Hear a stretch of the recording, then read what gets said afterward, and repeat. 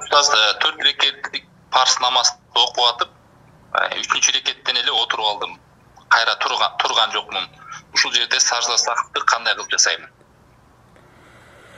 4 рекет окуп атып, анан 3-чү рекетте отуруп алган болсо эми неме да?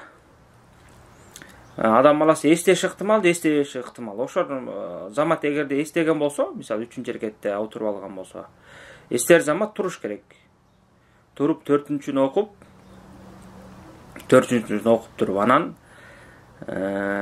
эки жака салам бергенден кийин кайра эки сажда кылып туруп, анан салам берип, кайра салам берип бүтүрөт. Салам бергенге чейин деле сажда сахв кылса болот.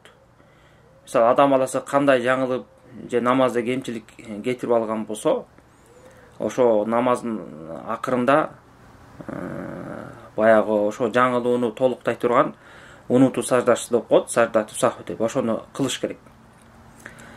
Ал саламга чейин да кылса боло берет, саламдан кийин да кылса боло берет. Мисалы салам ат-тахиятты окуп, салаватты окуп туруп, мана салам бербей туруп эки сажда кылып, андан кийин салам берип бүтүрөт. Же болбосо салам бергенден кийин, эки жака салам бергенден кийин кайра эки сажда кылып отуруп, кааласа ат-тахиятты окуп, же болбосо окубай деле салам берип койсо жарай берет. Болгону кээ бир алымдардын арасында кайсынысы жакшыраак деген гана талаш маселе бар. Кээ бирөөсү салам берердин алдында, кээ бирөөсү саламдан кийин деп, кээ бирөөсү айырмалат. Кээ бир учурда саламдан мурун, кээ бир учурда саламдан кийин деп.